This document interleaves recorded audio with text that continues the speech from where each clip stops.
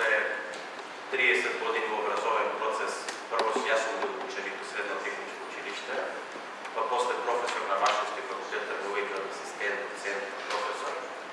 А од трета страна и като стопанственик исто едно 20 години, можам да ви кажам дека сега имам можност, еви од третата страна да ја видам ситуацијата.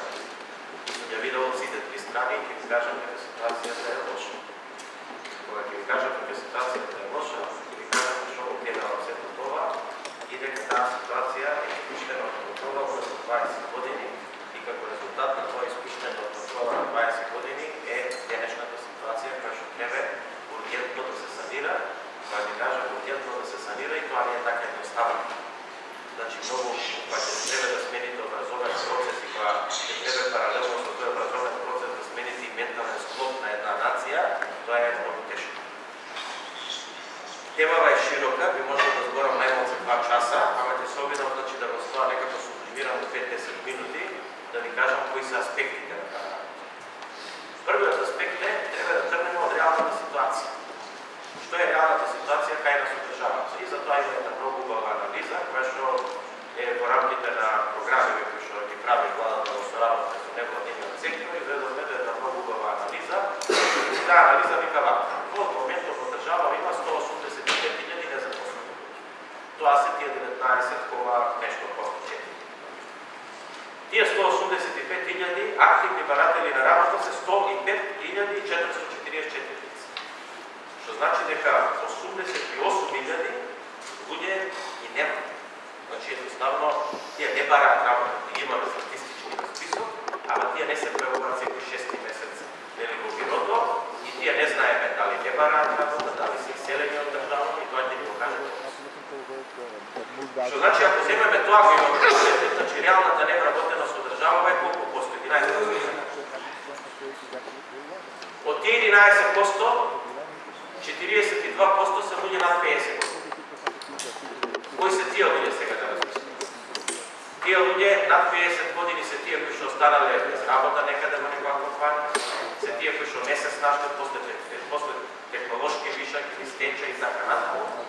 Ама еден добар дел од тие луѓе се луѓе кои што доаѓаат кај мене дома и го рисуваат, кои што возат такси, кои што одржуваат градина, кои што не знам работат плочки лепат, кои што работат на зелено пазарче. Тоа се луѓе над 50 години кои што некаде стекнале 15 години стаж, кои што е услов за да добијат пензија и сега си работат тоа што ќе најдат и што мислат дека им изисплати и чекаат да наполнат 64 за мажи, а 62 години за жени, за да добијат пензија, бидејќи тој услов они го исполнуваат со тие 15 години. И сега чекаат да добијат, значи тие не се незапослени, не реално бараат, не бараат реално работа. А и да бараат реално работа, ретко кој работодавач запослува човек на 50 години. И таа е ситуацијата, ние морамо објективно да ја кажеме. Немаме што сега ние да сликата ја правиме по-розова, бидејќи се додека правиме розови слики, ние нема да бидеме свесни што треба да правиме. Ќе живееме во едно утопија. Третата ситуација или третата информација што треба да ја кажеме тоа дека од тие 104.000 што останале невработени што активно бараат работа, 50% се со основно образование или без образование. Значи тие се таа група со која што има некаков потенцијал да се работи. И точно заради тоа министерката многу убаво ја направи програмата и кога дискутирате на таа тема, ја направи програмата и најмногу пари даде за преквалификација. Значи 20 милиона евра има активните мерки за вработување, кои што на компаниите им вика најдете било кој од овие кои што немаат образование, кои што сакаат да работат, земете го кај вас во компанијата, државата ќе ви ја плати платата, обучете го 6 месеци за тоа што сакате да биде таму и работете се. Вака најпросто кажемо тоа е. И само разни компоненти, нели и така нешто. Оти тоа можете да направите вие со тие луѓе. Што ќе правите вие со човек што има 27, 30, 35 години, а има основно образование или нема никакво образование? У кој образовен систем ќе вклучите? Организирано држава. Како е тој образовен систем кој што сега ќе направите мала држава за направите паралелни со такви луѓе? Последната информација е анкетирани 3140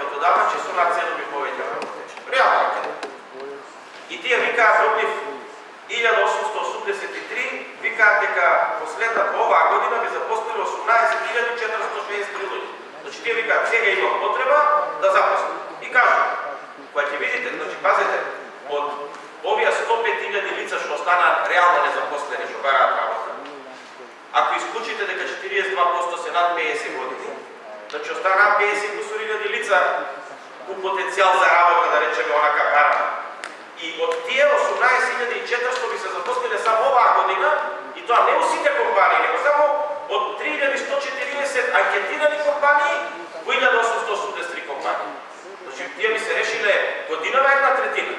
Ама ако има такви какви што компаниите барат. А што компаниите барат? Компаниите барат од високо образование машински инженер, електроинженер, информатичар, металург, технолог, од средните стручни училишта повторно машински техничар, електротехничар, мехатроничар, градежен техничар, геодет и така натаму, и од занетите, возач на моторно возило, управувач на CNC машина, заварувач, бравар, пекар, точкар и така натаму. Нема ни еден. Значи сега гледате, од оваа страна имате 80.000 реално незапослени луѓе, од кои ќе земете на кредитација бројката. А од оваа страна, тоа што се бара, ни еден нема така. Зошто викам, образовниот систем со години е девастиран. Заради тоа што, кога го каже господинот Педжети, 50% се правници и економисти по факултетите, останатите се обштествени науки, а ние структурата на нашиот бруто домашен производ го базираме на 3 гради: индустрија, земјоделие и градежништво. Што ни треба? Па ете тоа што покажува и анкетава, тоа ни треба. За индустрија требат инженери, за земјоделие требат земјоделски инженери, технолози, такви земјоделски струки, и за градежништво требат градежни инженери и градежни струки. Таму не, мислам, требат и економисти и правници, ама не требат доминанти. И затоа е таа диспропорција. Кој оваа држава отвори 30 економски и правни факултети, а само еден или два баш? Или еден или два електро? Тоа е суштина. Ама сега тоа е вака да речеме од тој аспект суштина. И сега што да се прави? Ај сега преку ноќ затворете ги сите универзитети. Тоа дека се потребни систем за некако. Тоа сега го стварите. Така, преку ноќ затворете ги сите. И тука ги имате проблеми со професорите, со основачите на универзитетите кои што добиле акредитација за одреден број години. Значи добиле акредитација, тие за одреден број години, акредитацијата се добива за 10-15 години. Тој вика, јас инвестирав, правев згради, правев училници, правев ова, вие ми дадовте како држава акредитација, како ми ја зикнате? Значи, не можете да го знаете. Каде е правната сигурност на тој што добил лиценција и акредитација? Ние мораме може да бараме одговорност за стратегијата, зашто некој му дал, ама тој денес има добија. И не можете така да го затворите. Втора страна, значи сега, од ние како држава, каде можеме да имаме влијание? Во делот на акредитацијата, од тука натака е слободен пазар. И во делот на државните универзитети. Тоа е нашето влијание. Сега е да видиме што правиме сега надоле со струките. Одигнаме дека многу се барат средните средстручни училишта и дуално образование, да доеме до темата што вие сакате да... Ама мораме да видиме широката слика, за да доеме до темата. Сега средните стручни училишта еве кажа министерот и ќе каже дополнително, значи гледаме сега од 1 септември колку што може кој ќе ги запише. Но да бидеме објективни и да си кажеме сите тука. Ако 35.000 места колку што има во средно училиште, 18.000 има и во средни стручни училишта, значи пола сме ги ставите. Ама ако има 25.000 средношколци в државата, тогаш пак ќе отидат, значи 18.000 у гимназија и ќе отидат 5-6.000 овде. Значи треба да се скратат гимназиските паралелни. Ама сега иде новото прашање. Ќе ги скратите гимназиските паралелки и треба да направите револуција во општеството. Олега ќе речат, па како вие сега го испречете моето дете да учи гимназија, сега да учи гимназија, пак имате проблем со родителите, пак имате проблем со професорите што се во средните училишта. Бидеме објективни да ги кажеме сите аспекти, така. Па ќе испаднат новинарите, па како сега вие ги спречувате, они може мора да имаат слобода, кај сакаат да и така натаму. И на крај доаѓаме до менталитет. Колку од нас тука сите имаме деца, сме спремни ние детето наше да го дадеме да биде оператор на CNC машина во метална индустрија. Ви кажам дека тоа го спомнате. Е, да одјаваме сега сектор, да си е така запослени 20. Тој сите взимаат по 700 евра плата. Господска работа, ЦС, машина, компјутер, све фирми. Али колку од нас сме спремни да го пушти? Ај смично да се погледнете. Сите збориме на тема, така, треба, нечини, може, ама ние сите сакаме да бидат доктори, правници, банкари. Ова наведувате дека може би проблем има и вируси. Јас ова наведувам дека проблемот е комплексен. Јас ова сакам. Има димензија на проблеми у менталитет. Има димензија на проблеми у општественото сваќање. Знаете, вие сите сакаме да тргне реформата, ама не од мене. Значи, ако може реформа во држава да тргне, да се менја и правосудството, ама мене кога ќе ме судат врска да фатам. И здравството да се менја, ама ја кога ќе треба да одам на лекар, прв да ме земете по врска, кога треба да одам у школо, да тргне реформата, ама моето дете да може у гимназија да оди, таква реформа ние сакаме во држава. И таква реформа наметнавме како општество. Заради тоа што се што ќе направите, одма има 10 како не треба. Ај сега правите храбар чек.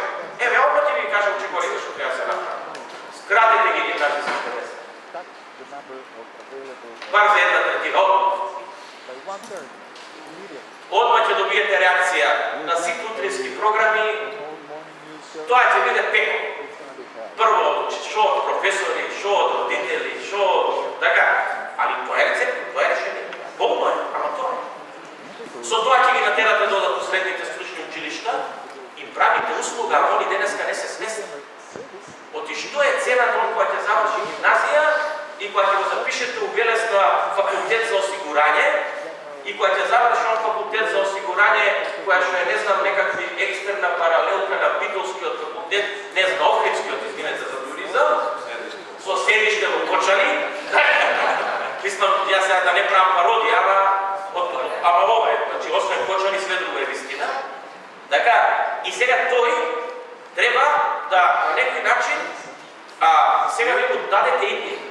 Вие правите фрустрирана генерација и нација.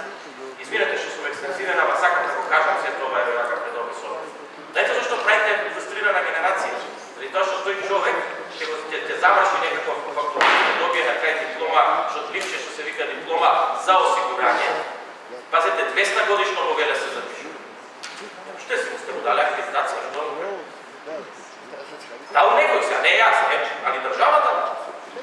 И сега, значи, тој очекува државата да го запусти. Тој станува тој кој што вика, јас имам диплома, ти му викаш пријател, дојди да работиш, не сака да работи. Он сака, вика, јас сум вика специјалист за осигурање. За осигурање у Велес не треба 20 специјалисти. И сега вие имате со него проблем. Тој почиња додека се родителите живи, живее од идната пензија, бара работа, ја бара да не најде, па после кога тоа помеѓу време ќе формира семејство, па ќе му биде крив, прво ќе му биде крива државата, сите му се крив. И на крај ќе бара како земе бугарски пасоши да се. И ова е вистината што се случува во нашата држава. Ние сакаме да признаеме, не, извинете што сум ја директен и отворен, ама друг начин како да ви ја соопштам, ситуацијата така ја како што ја гледам нема. Или сакате пак да збориме дипломатски, за што треба? Треба радикално. Ајде да застанеме сите. Ајде да застанеме сите. И медиум, и родители, и општество, и политика, и опозиција, и позиција. Така. И да направиме да го смениме општеството, ако сакате. Вие ќе го спасуете фени, ќе ви прават таму театарот. Вие ќе тргнете да правите, не знам, едно нешто, ќе ви прават друг театар. И нема спас. Како да ви кажа? Ако не застанеме сите како општество, ова бара општеството да застане цел. И затоа треба, сега, како треба биде дуалното образование? Дуалното образование е многу јасно како треба да биде. Треба да се сменат 5 закона, ние ги гледаме. Кој се закон за средно образование, закон за работни односи.